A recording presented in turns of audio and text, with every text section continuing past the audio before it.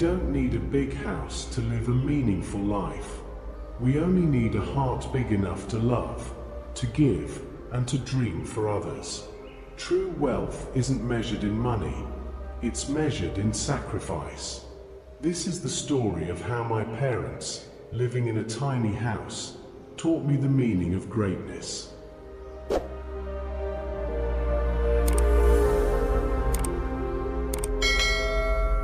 Our home wasn't much.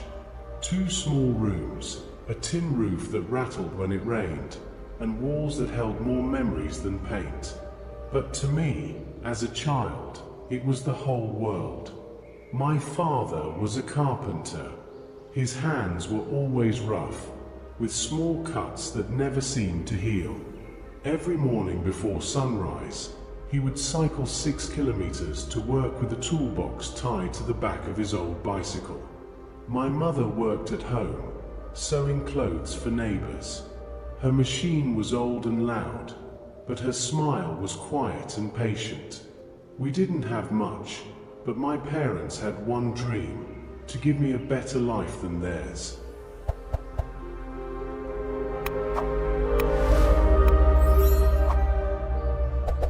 I remember one evening when I was about 10.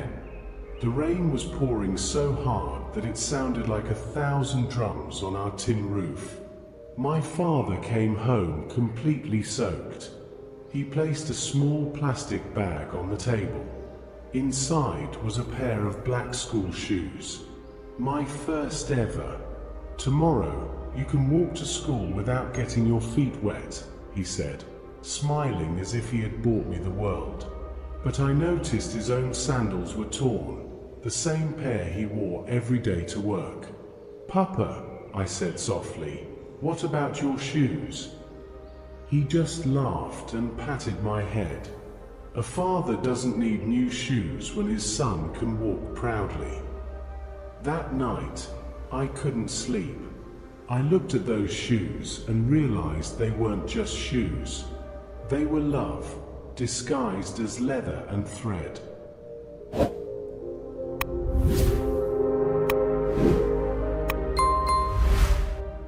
As I grew older, I started to understand more about the sacrifices they made.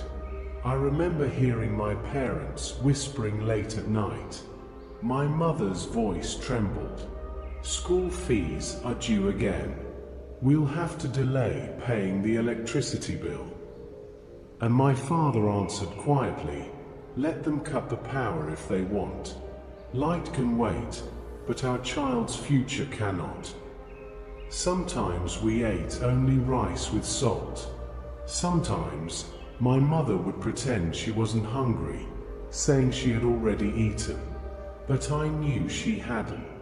I used to feel guilty, but one day she told me something I'll never forget.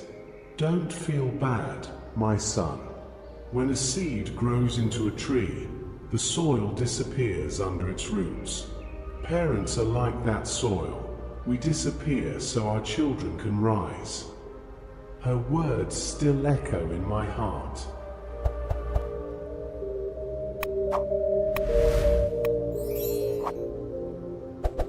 When I entered high school, I wanted to quit.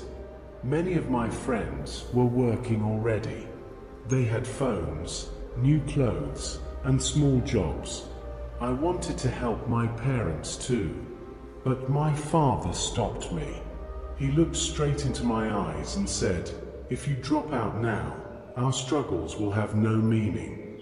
Promise me you'll study, not for yourself, but for us." I nodded. From that day, I studied not because I loved books, but because I loved them. I studied under candlelight. I wrote notes by hand because we couldn't afford printing.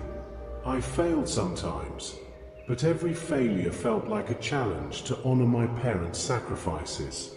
And then, after years of sweat, I graduated.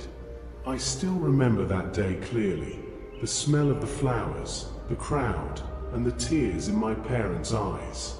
My mother wore her best dress, the one she had stitched herself. My father stood beside her, smiling like the proudest man in the world. They didn't say much. My father simply placed his hand on my shoulder and whispered, "Now our house feels big."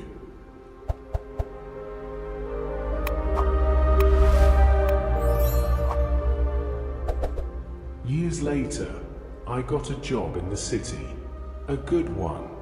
I rented a small apartment, and the first thing I did was save to rebuild our family house. When I returned home after a long time, I found my parents sitting outside the same small house, still smiling, still content. "Ma, Papa," I said, "I'm rebuilding this house. Bigger, stronger, better." My father looked at me and smiled gently. "My son, the house doesn't matter.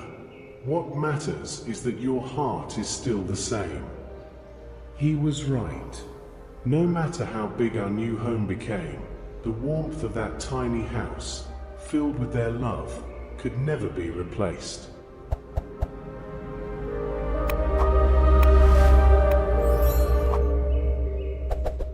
Moral of the story: a small house can hold the biggest dreams. A poor family can raise a rich heart. Our parents may not give us luxury, but they give us something far greater, the strength to build it ourselves. True love doesn't always speak. Sometimes it just sacrifices quietly, behind the scenes, every single day. So before chasing more, pause and remember the ones who gave you everything without asking for anything back.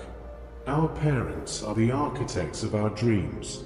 They build our tomorrow while quietly tearing down their today. If this story touched your heart, take a moment to thank them or to remember them with love. Red Heart Hash. Stay grateful, stay humble, and always keep your heart bigger than your house. If you found meaning in this story, please like, share, and subscribe for more motivational stories that remind us of the love and strength hidden in everyday life.